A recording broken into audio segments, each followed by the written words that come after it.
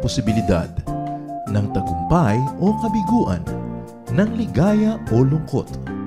Kaya marapat lamang na tanggapin si Jesus bilang tagapagligtas at Panginoon. At matapos yun ay panariwain ang katapatan at paglapit sa Kanya bawat araw o day by day. Ang day by day ay naglalayong umalalay sa pang-araw-araw na pamumuhay. Narito po si Kuya Ed Lapis sa mensaheng pinamagatang Marks of a Low Character.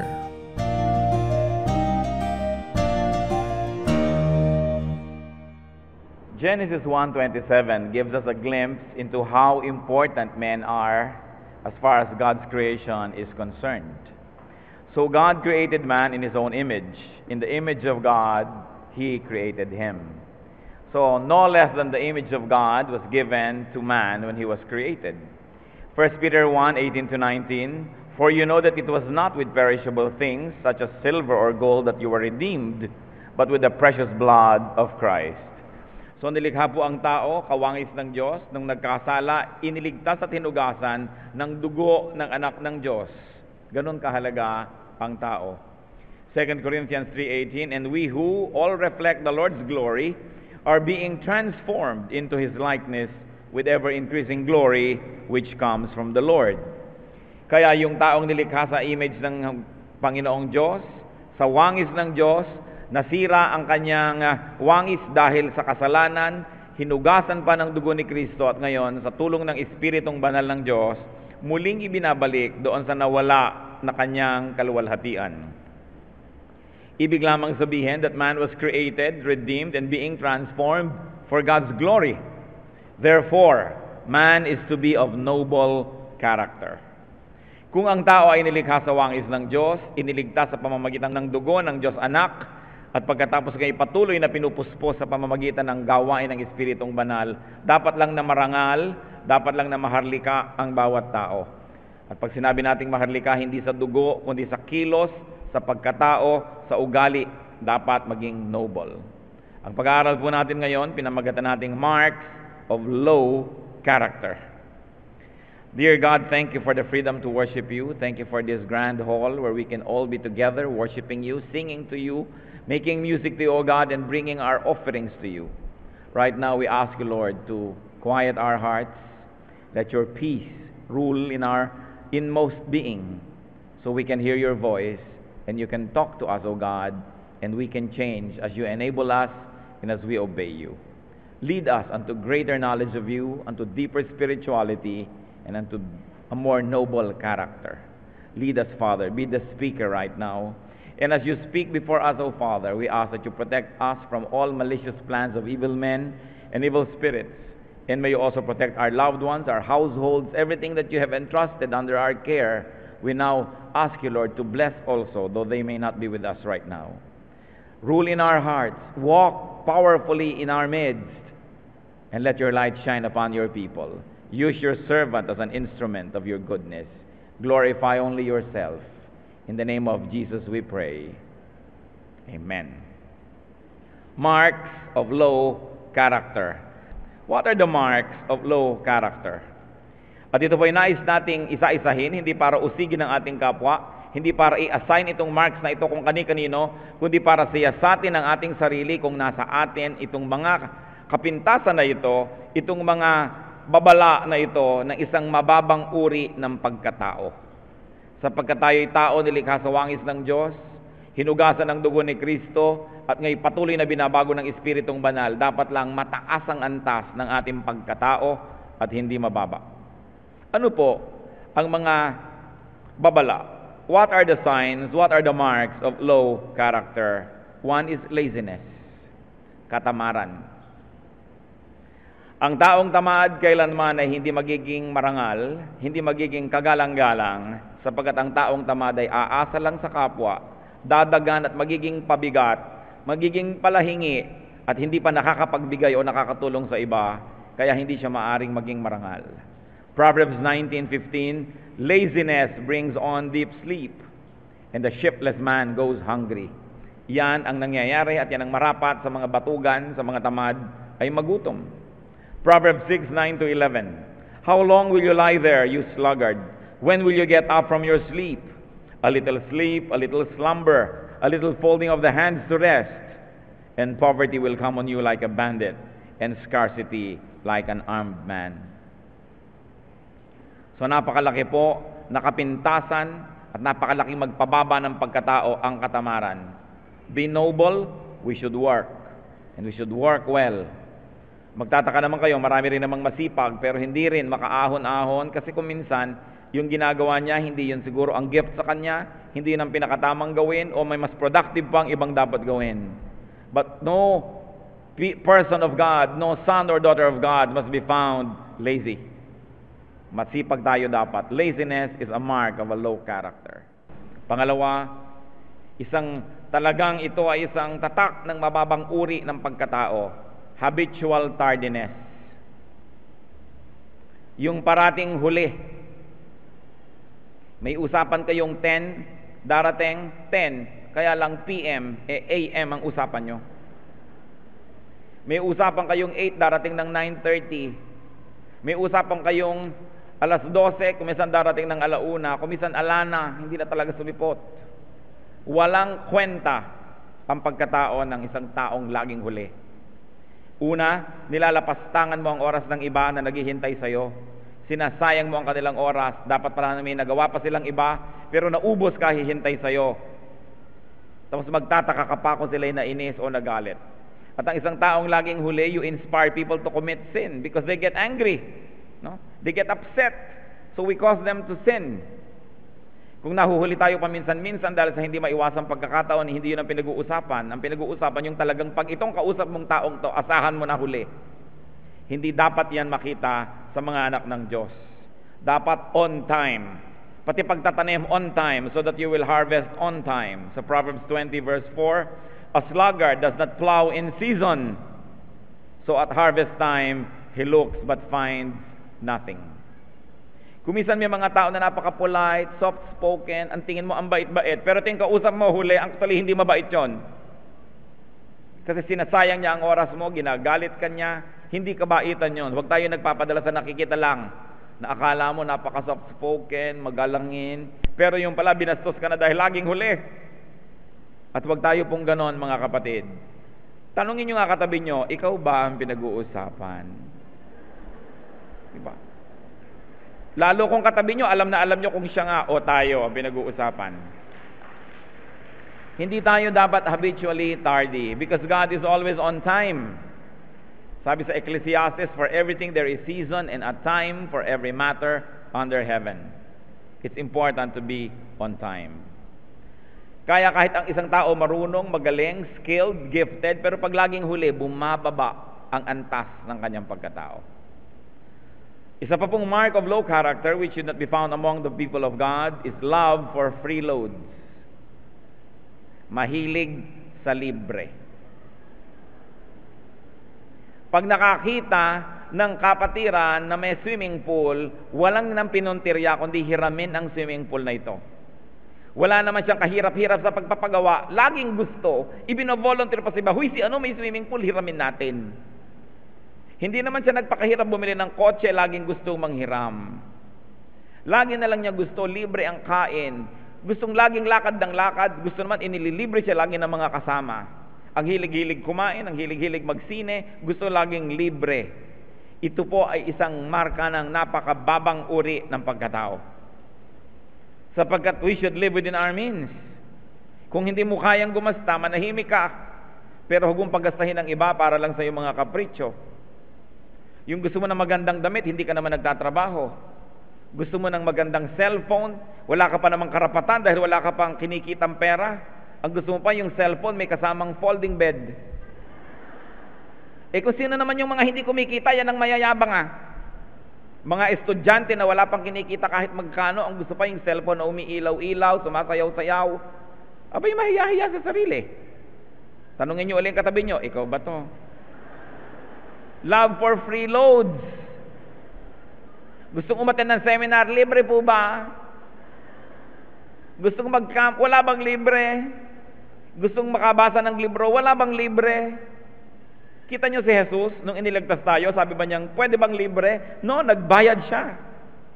Ang bayad niya, dugo at buhay. Ipinakita sa atin ng Panginoon, lahat ng bagay may bayad. Binabayaran yan. Hindi nililibre-libre. Sakit ng mga Kristiyano, yung kapatid natin na yun, may tindahan, doon tayo bumili. Sister, meron bang discount? Bakit? Stockholder ka ba dito? Kasama ba kita nung nagtitipid para magkaroon ng puhunan? Kasama ba kita nagpupuyat para palakihin ang tindahang ito? Ngayong meron na, gusto mong makalibre? Sakit din yan ng mga churches. Pag merong kapatiran na may hardware, may lumber, may kung ano-ano, uy, magpapagawa tayo ng church, panayang parinig doon sa isang merong lumber, o kaya ay may hardware, at gusto lagi makalibre. Lahat ng bayad ay dapat na ibinibigay. Kaya sabi sa 2 Thessalonians 3:7-9, you yourselves know how you ought to follow our example. This is Paul speaking. We were not idle when we were with you, nor did we eat anyone's food without paying for it. On the contrary, we worked night and day, laboring and toiling, so that we would not be a burden to any of you. Sa atin pong lipunan, napakahirap magkaroon ng magandang bahay, ng magandang sasakyan, ng magandang garden, ng magandang kahit ano, kasi walang gustong yung mga linta sa paligid, kundi hiramin. Kundi gamitin ng libre. At yan po ang dapat natin, mga kapatid at siya sa atin sa ating sarili. Dapat ang mga anak ng Diyos marangal. If you don't have it, then don't dream of using it.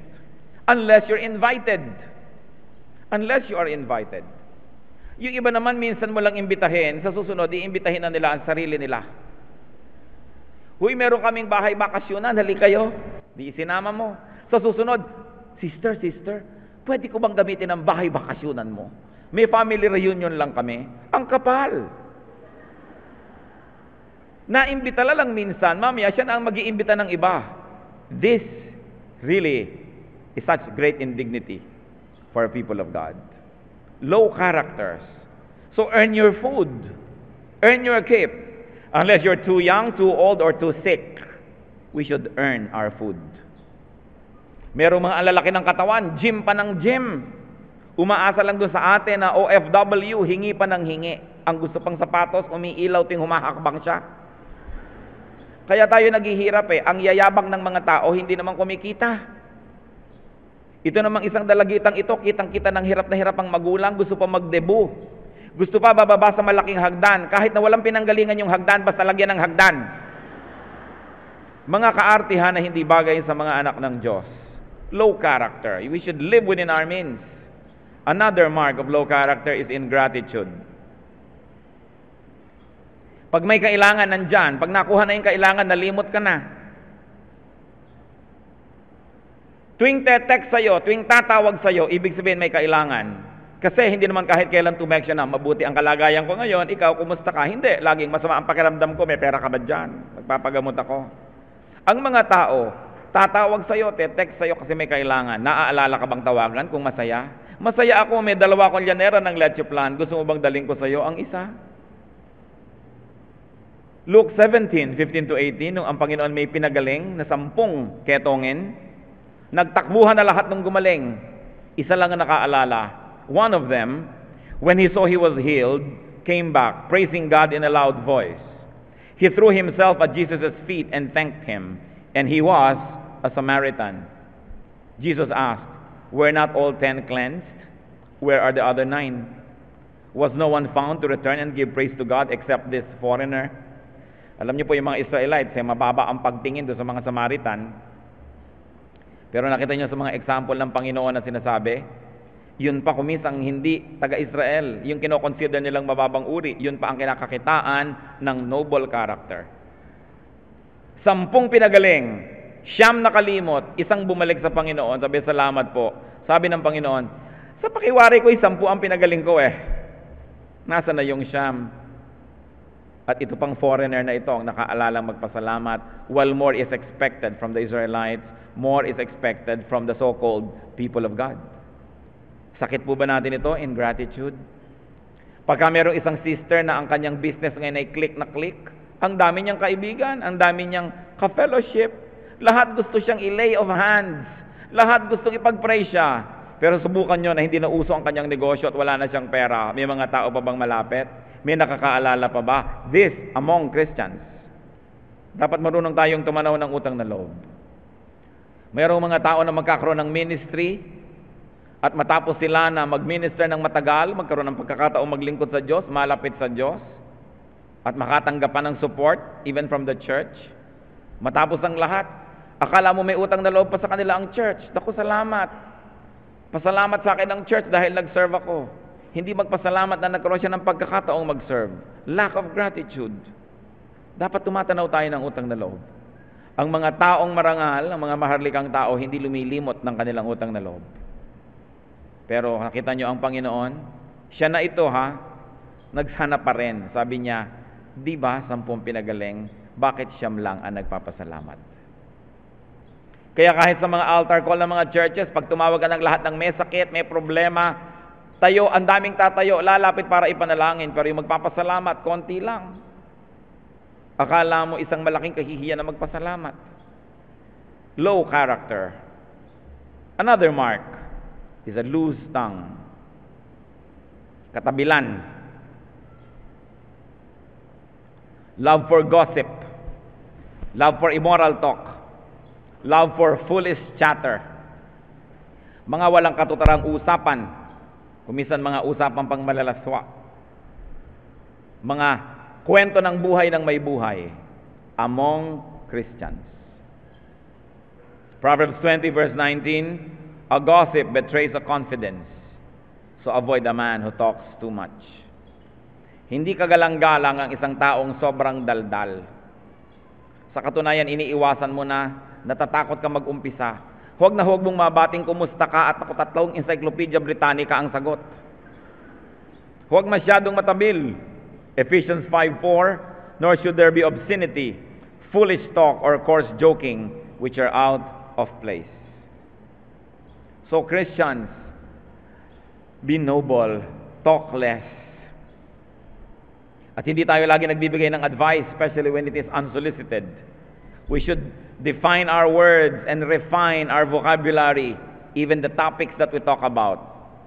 Kumisan mga kapatid, pag lumalapit kayo sa isang kapwa-tao at bigla kayo nagkukwento, tumigil muna kayo sandali. Isipin nyo, ano ba itong kinukwento ko? Parang walang kakwenta-kwenta yata. Baka sayang lang ang salita. Ang kinukwento ko lang pala, ay umakyat kami ng puno ng bayabas. Ang hirap pala umakyat ng puno ng bayabas. Tawa ng kami eh. Babaw mo naman. Pati pag-akyat ng puno ng bayabas, kwento. Wala namang kalatoy-latoy yung kwento. So, ipipigil mo ang sarili mo. Ano ba itong pinagkukwento ko na ito? Mukhang walang katuturan. Nakakabawas ng aking dignity. Nasusukat ang aking kababawan. Alam niyo, pag wala kayong masabi, lalo't wala kayong alam, try to be silent. Baka mapagkamalang kayong marunong. Kasi pag tahimik, sabi, nag-iisip yata siya. Pero oras bumuka ang iyong bibig, ibinunyag mo na ang laman ng iyong utak. Ang nakakalungkot po dito, yung talagang matatabil at daldal ng daldal, hindi nila alam na bumababa ang kanilang antas ng pagkatao sa katabilan nila. Akala nila nagiging bida sila. Yung tatawa sila ng kelakas-lakas. Akala nila nagtingin na ng tao humanga. But people of God must be dignified. When people pay attention to us, it must be positive attention, not negative attention. It's all right to be famous, but don't be infamous. Dapat mahalaga ang ating mga ginagawa at sinasabi. At nang sa ganon, tuwing bubuka ang ating bibig, the world will shut up a moment to listen because they know that there is something good to hear. Pero pag nadala na sila ng nadala, wala namang latoy ang sinasabi mo, nobody will pay attention to you and nobody will even listen. Another mark of low character is lack of restraint. Kakulangan ng pagpipigil sa sarili at pagpipigil lalong-lalo sa mga kagustuhan. One of that is love for instant gratification. Ang mga marangal na tao nakapagtitimpi, na ipagpapabukas, na ipagpapaliban ng kanilang kasiyahan kung kailangan gawin yon. So ang mga marangal na tao ay nakakapagpigil gumastos at nag-iimpok kung kailangan. Ang mga marangal na tao ay nakakatanggi sa mga masasarap na tukso dahil yon ang kailangan. 1 Thessalonians 4:3-5. It is God's will that you should be sanctified, that you should avoid sexual immorality, that each of you should learn to control his own body in a way that is holy and honorable, not in passionate lust like the heathen who do not know God. So noble people, respectable people know how to say no to their own appetites.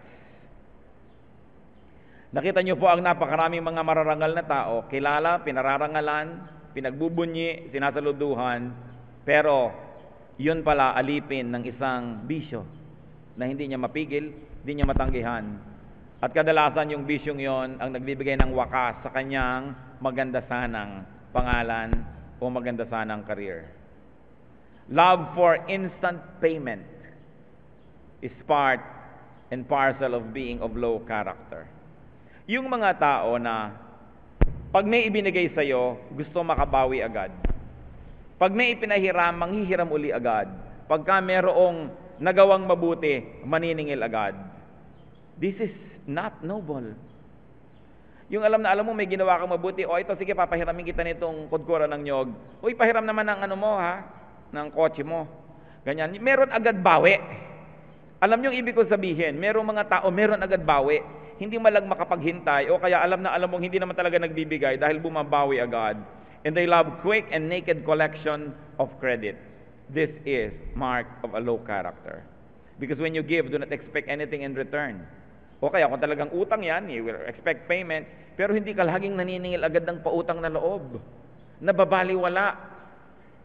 Another mark of low character is opportunism. Taking advantage of people's weaknesses. Ito po, ito talagang marka ng napakababang uri ng pagkatao.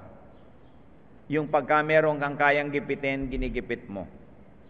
Yung pag may kaya kang pagsamantalahan, pinagsasamantalahan mo. Taking advantage of the weak. Kaya ang sabi sa Exodus 22:22, do not take advantage of a widow or an orphan. Of course, literally it means widow or orphan, and symbolically it means anybody who is disempowered, who has no defenses, who has no power at all. The weak, the very young and the very old, the very innocent, the outsider, the foreigner, the poor, the needy. Be noble, do not be an opportunist.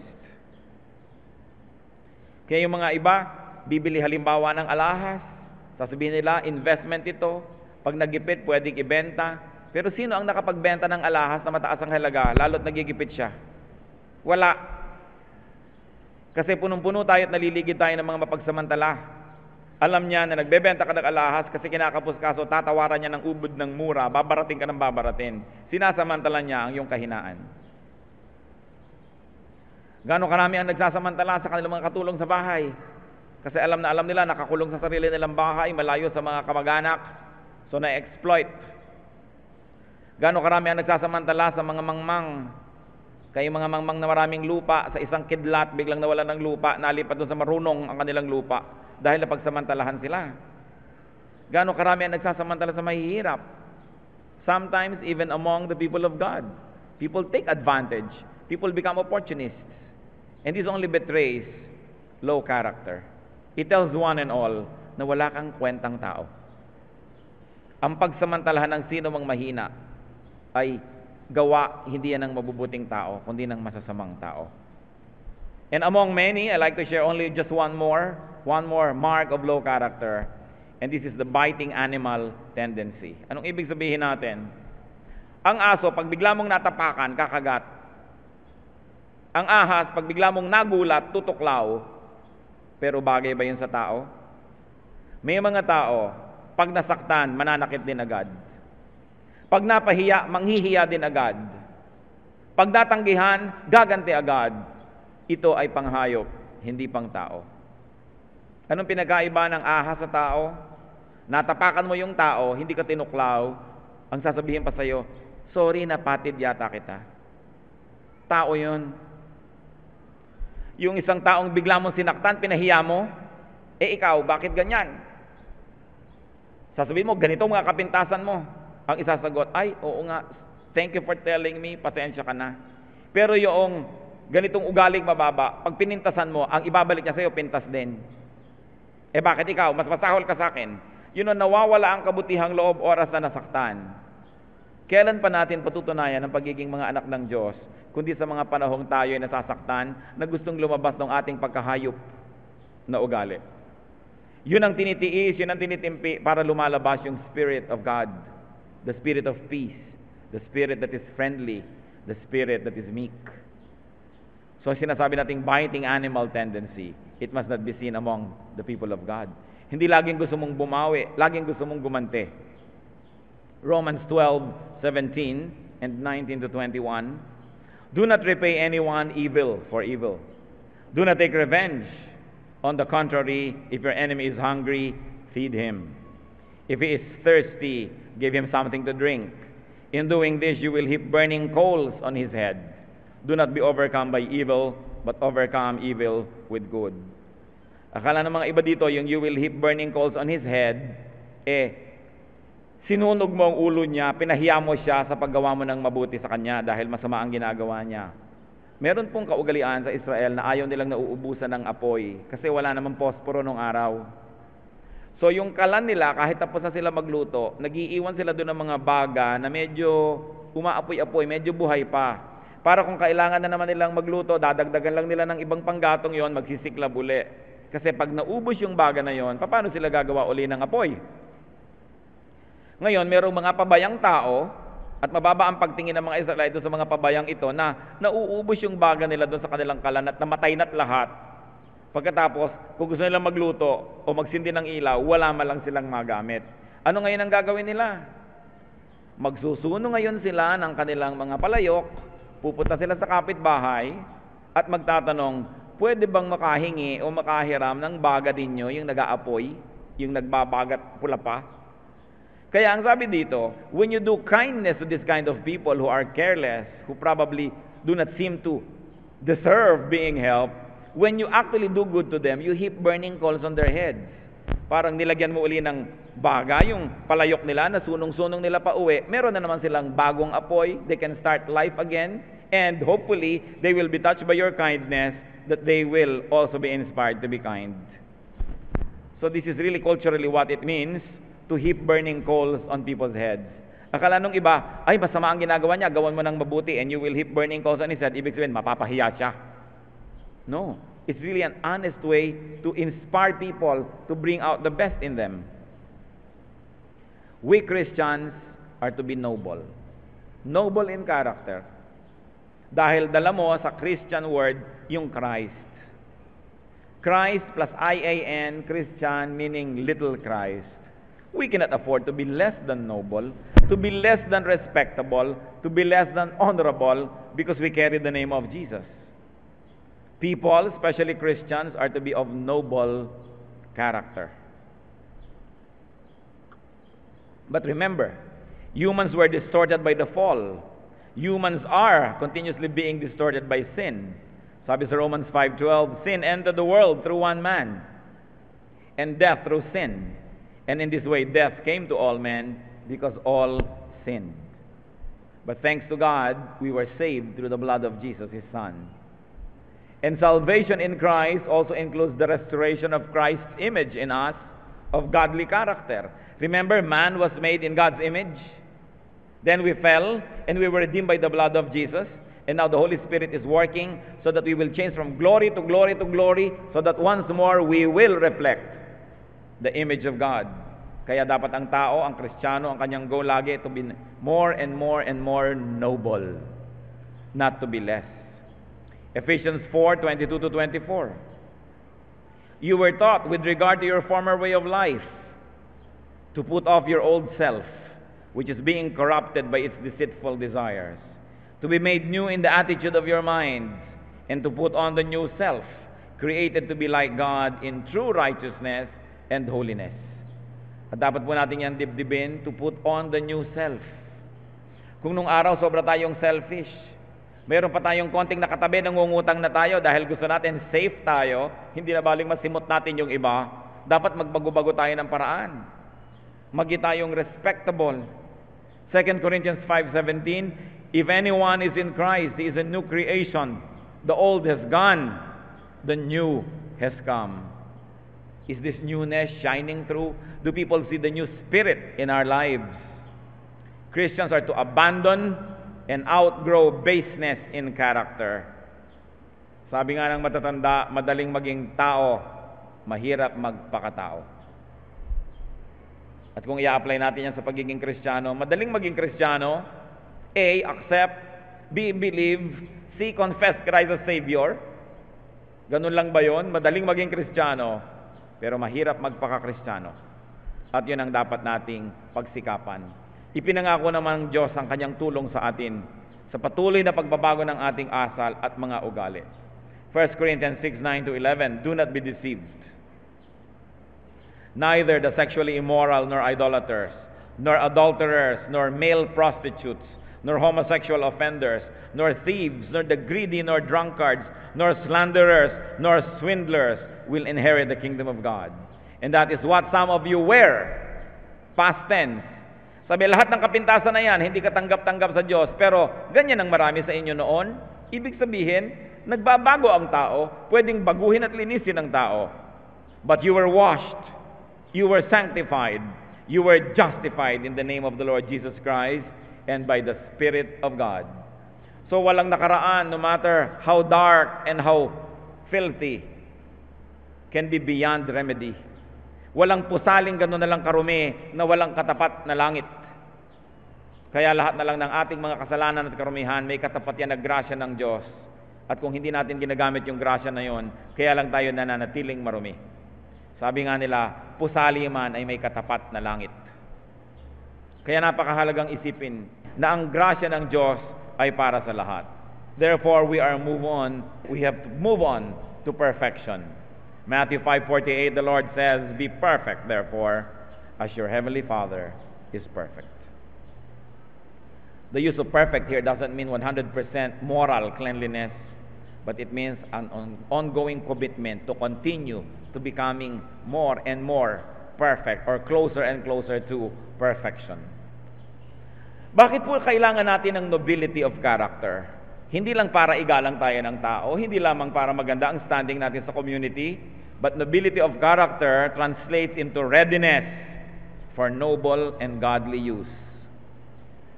Yun lamang marangal ang gagamitin ng Panginoon sa mga marangal na gawain. 2 Timothy 2:21. If a man cleanses himself, he will be an instrument for noble purposes, made holy, useful to the master, and prepared to do any good work. This is the major reason why we like to be noble, why we like to remove from our character the marks of lawlessness and low character, because we want the Lord to be able to use us for a noble purpose, so that we can be useful to the master and we can be prepared to do any good work. Napakahalagang isipin yan. Kaya yung mga iba noble na, ginagamit na for noble work, sisirain pa nila lahat, babalik na naman sila sa pusali, parurumihin ang buhay. Therefore, they are no longer qualified for noble work. Nasa ministry na, iiwan pa yung ministry dahil sa tawag ng sanlibutan, dahil sa tawag ng appetites and materialism and greed. So what happens? They become less qualified for noble work, so they lose their ministry, or they lose more noble ministries for just any ministry. The works of superstars of the world are less than the works of the least Christian worker. Dapat hinahanda natin ating sarili for the noble tasks that God wants us to do. That's why we have to have a noble character. So, Christian, always, when you have to decide, when you are to open your mouth, when you walk about, when you live with people and interact with people, think noble. Lagi niyong isipin, noble ba to? Kagalang-galang ba itong gagawin ko? Kapita-pitagan ba itong gagawin ko? Susugurin ko itong tao at aawayin ko. Tatawagan ko sa telepono at mumurahin ko ito. Dahil kinagat ako, kakagatin ko rin siya. Papatunayan kong mas malaki ang ngipin ko sa kanya. Papatunayan ko na mas masama ako kaysa sa kanya, na mas masahol pa ako kaysa sa kanya. Philippians 4:8. Finally, brothers, whatever is true, whatever is noble, whatever is right, whatever is pure, whatever is lovely, whatever is admirable, if anything is excellent or praiseworthy, think about such things. You have to make a decision every day.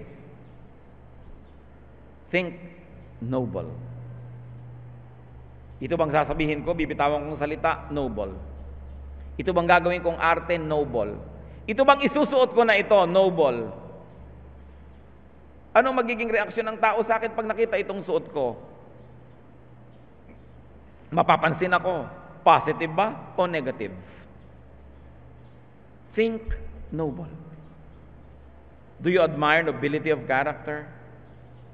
Do you recognize and honor people who are noble? And very importantly, do you avoid the company of beasts, of boors, of people who bring out the beast in you and not the saint in you? May mga ganun eh. Kaya dapat iwasan because bad company ruins good character. Are you of noble character? We should mark ourselves for God. Therefore, we should watch out for marks of low character. Dear God, thank you for reminding us who we are. Nawa, Panginoon, pagka kami ay nasaktan, pag kami nagagalit, pag meron kaming desire, meron kaming gusto, maalala muna namin, 1, that you created us in your image. Therefore, we should be noble. 2, that though we have sinned, you have redeemed us with the blood of your Son, Jesus, who paid with his life so that we can be cleansed and be noble again. Therefore, we should be noble. And 3, that the Holy Spirit is at work in us to change us from glory to glory as we obey you. Therefore, if at all we should change, it should be from one degree of nobility to a higher degree of nobility. Nawa makita mo sa amin, Panginoon, kung may nagbabago, hindi kami nagbabackslide, kundi ang pagbabago forward. Nalalo kami, Panginoon, na nagiging kawangis mo. Na hindi lamang kami mahilig sa freeload. Na hindi tuwing pupunta kami sa aming kapwa, meron lang kaming gusto. Na meron lang kaming gustong dagitin, gustong hingin, gustong makuha. Sometimes we can deceive people, but we cannot deceive you, O God. Ipasuri mo sa amin ang tunay naming pagkatao kung kami manggagamit lang ng kapwa. Kung kami mapagsamantala at mapaglinlang. Kung kami mga sakim. If we exploit people who are needy or weak or innocent or ignorant. Show us who we are, O God. Ang salita niyo po isang salamin na maaari naming kakitaan ng kung sino talaga kami. As we bow our heads before you, whisper to us, O God, tell us. Tell us what you think of us. We like to please you. We like to be noble so we can be used for noble work and for noble purposes. Yung mga noble na nga, Panginoon, at noble na ang ginagawa, ipakita mo sa amin ay wala kaming dapat pagsisihan for having chosen to be noble. Huwag kaming mainggit dun sa mga low character na mas maraming pera. Sa mga low character na immoral, sa mga low character na nag-e-enjoy ng mga kasarapan sa buhay na ito. Teach us, O God, as your children, we should be noble. Manalangin tayo ng mataimtim at tahimik. Magpasuri sa Diyos. At kung sa ating pagbubulay-bulay, nakita natin na meron tayong mga marks of low character, huwag iwagan ng bulwagang ito na hindi nakikipagtuo sa Diyos. Na hindi nakikipagkasundot, nakikipag-ayos at nagpapalinis sa Diyos. Iwanan natin sa paanan ni Jesus ang anuang mga marka ng pagiging mababang uri ng tao. Sapagkat ang mga anak ng Diyos, sa pananahimik at pagsasalita, kailangang kabakasan ng kaluwalhatian ng Diyos. Tayo manahimik mandali at makipagniig sa Espiritu ng Diyos.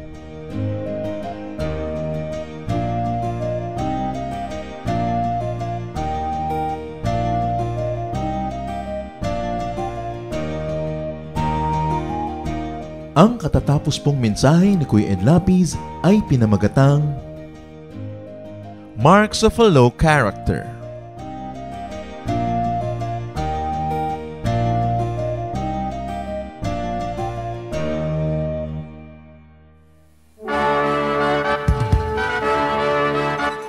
Halina't sama-samang sumamba at magdiwang sa Day by Day Jesus Celebration kasama si Kuya Ed Lapiz. Bulwagan ng Panginoon PICC, one Sunday a month, Philippine International Convention Center, Rojas Boulevard, Pasay City. All other Sundays sa mga Day by Day mini bulwagan ang pagtitipon. Para sa buwan ng Oktubre, gaganipin ito sa October 6, 2024. 8 a.m. ang First Jesus Celebration, 10 a.m. naman ang Second Jesus Celebration. Para sa iba pang detalye, bisitahin ang ating official Facebook page, Day by Day Friends.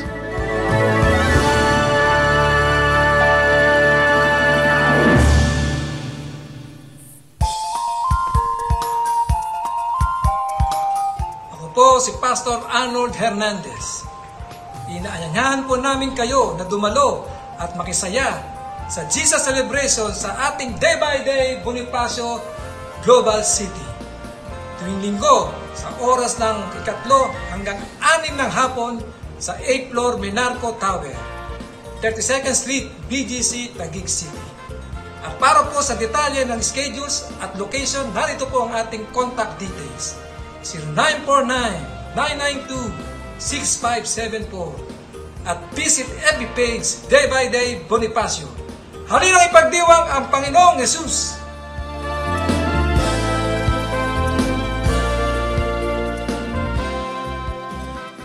Tayo po ay dumako sa ating hiyas ng lahi. Marami pong hiyas ang ating bayan na dapat ay makilala nating mga Pilipino. At hindi lang makilala, ito ay ating ganap na itanghal at gamitin sa ating pagsambang Kristiyano. Akala kasi ng iba, pag naging Kristiyano na sila, dapat Western na. O kaya kanluranin na ang paraan, ng musika, ng pananamit, ng pagsamba. Subalit napakayaman po ng ating mga kaugalian na kung atin lamang babawiin sa mga gawa ng kaaway at sa kadiliman magagamit para po sa kapurihan ng Panginoon at para rin sa ikatatanghal ng ating lahi. Sa atin pong hiyas ng lahi ay ngayon ay ating pakikinggan ng instrumentong patatag. Ito po ay isang paglikha ng tunog at musika ng mga kalinga.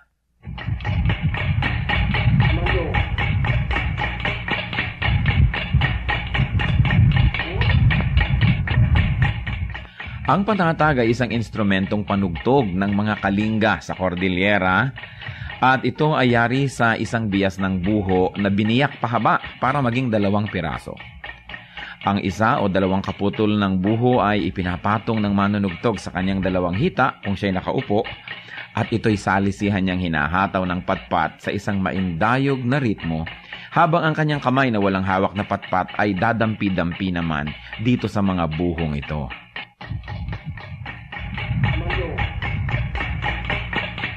Maaaring sumali ang 1 hanggang 6 o higit pang mga manunugtog na salisihan ang pasok sa ritmo, habang sila ay nakapaghahabi naman ng isang melodya. Ginagaya ng patatag ang mga musikang nalilikha ng gangsa o ang mga mumunting gongs ng mga katutubong Pilipino sa Cordillera. Ang paglikha ng musika sa ating bayan, lalong-lalo sa mga kalinga, ay bunga ng pakiramdaman at pagbibigayan ng isang grupo ng manunugtog. Hindi lang tayo lumilikha ng tunog, hindi lang tayo lumilikha ng musika, patuloy tayong humahabi ng lipunan kung saan ang pagpapahalaga ng bigayan, pakiramdaman ay kitang-kita sa paglikha ng tunog. Sa paggamit ng patatag, ang mga kalinga ay isa-isang nag-aambag para makabuo ng isang melodya. Hindi lang isang tao ang gumagawa ng melodya at ang iba ay para lamang na tagatulong o background, kundi ang lahat ay kasama.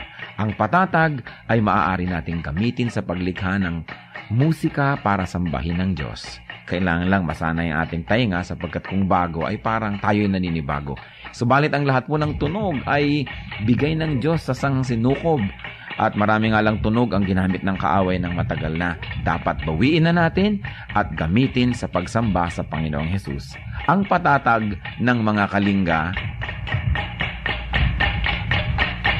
hiyas ng lahi, hiyas ng bayan.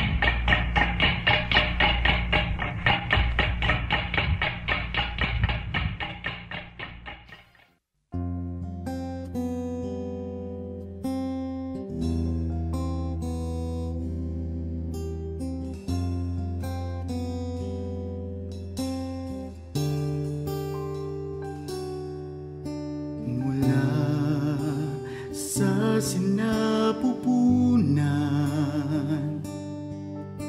ako'y iyong kilala. Wala na ngang iba, sa inyo'y hihigit pa. Panginoon, tapat dakila ka. Kayo lang ang pupurihin at siyang tatanghalin, pagkat kay buti-buti niyo sa akin. Ang pag-ibig na sadyang kay ganda, mga pangako niyo'y gabay sa aking daan. Walang makapapantay sa anak ninyong alay. Ang pag-ibig niyo'y sapat kailan pa man.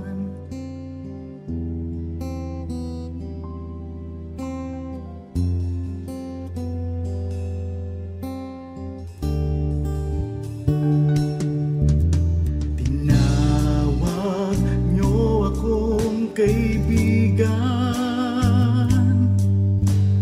kahit na ako ay pariwara. Sagat sa labis ang inyong pagmamahal, sa tupang sa kawan na nawala. Kung aking bibilangin bawat butil ng buhangin, ang habag niyo'y ganon karami rin. Ang pag-ibig niya sadyang kay ganda, mga pangako niyo'y gabay sa aking daan. Walang makapapantay sa anak na inyong alay. Ang pag-ibig niyo'y sapat kailan pa man. Paano ba masusukat taas, lalim, layo't lawak ng pag-ibig niyong sadyang walang hanggan, walang hanggan. Ang pag-ibig na sadyang kay ganda, mga pangako niyo'y gabay sa aking daan. Walang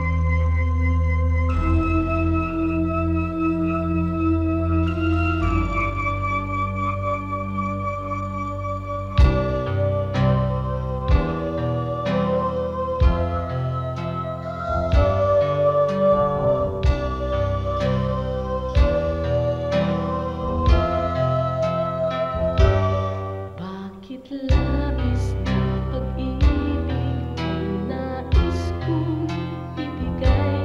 Magmula nang tanggapin ko si Jesus sa aking buhay.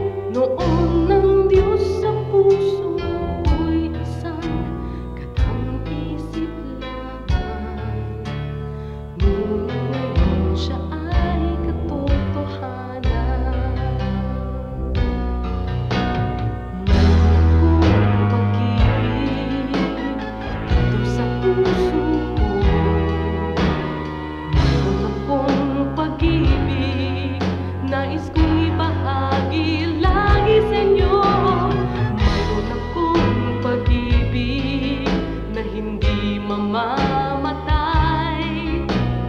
Mayroon akong pag-ibig, ito ay panghabang buhay.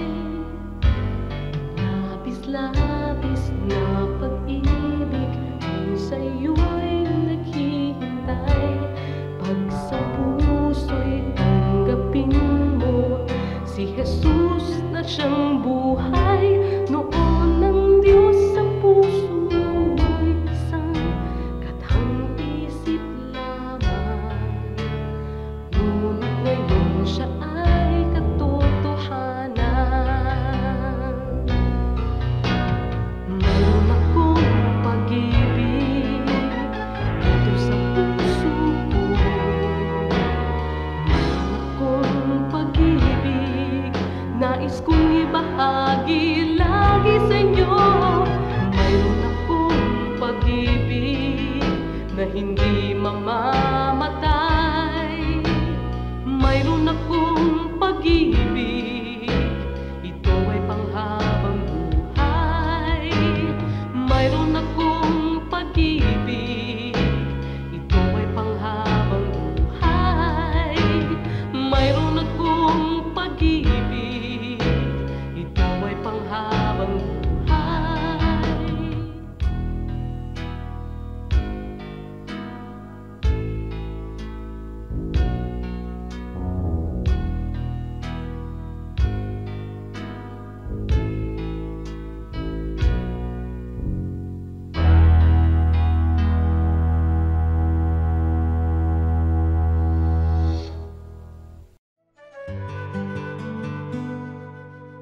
Bakit napakarami nating mga salawikain? It takes a lifetime to distill remembrance and put it into a crystallized form, as in Proverbs, mga salawikain.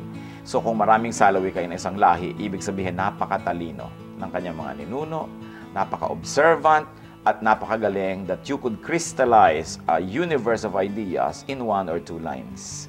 Isa yang patotoo na napakalalim at napakalawak ng talino ng lahing Pilipino. Sa inyo po, Panginoon, lapat itong aking loob na sumilong at pasakop, makisuno at sumukob. Sa tuwing kayo'y lalapitan ay lagi nang gumagabay, taus-pusong lumilingap sa bawat pusong sugatan. Kabutihan niyong matapat, bukas palad kung magbigay, kahit ang tulad kong abay, walang patagong anuman.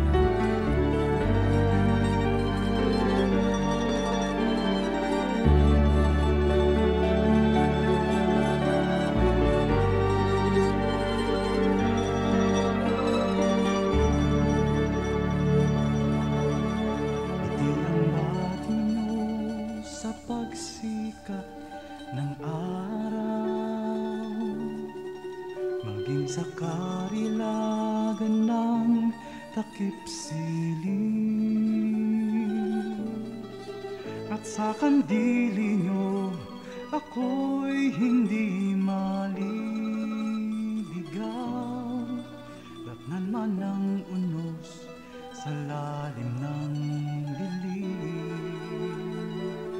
Kung sisikapin kong bilangin ang mga bituin, isa-isahin ko man bato sa buhangin.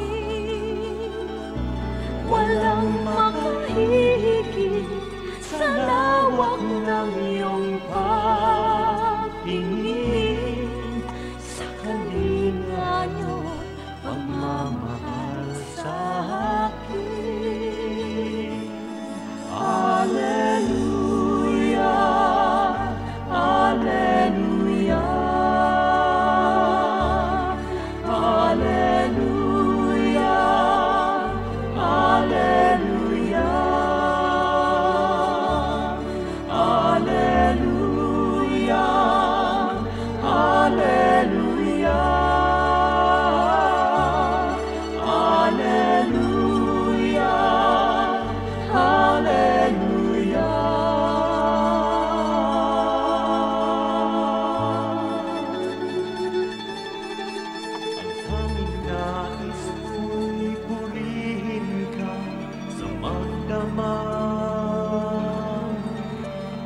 Sama ka maging sa pighati.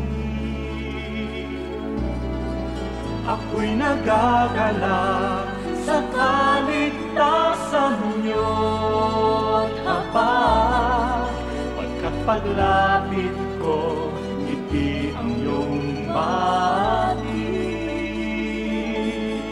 Hallelujah, Hallelujah, Hallelujah, Hallelujah, Hallelujah, Hallelujah,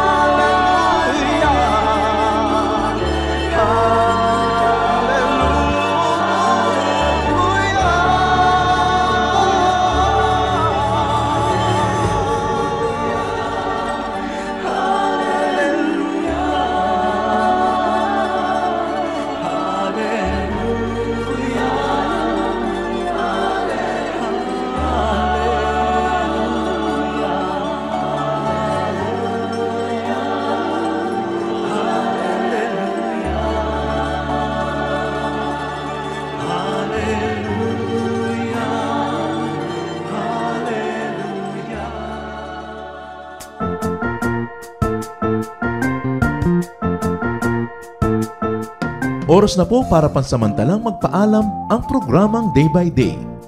Tayo po'y magsama-sama tuwing ika-6 hanggang ika-7 ng umaga, araw-araw. Magandang umaga po at mabuhay ang Panginoong Hesus!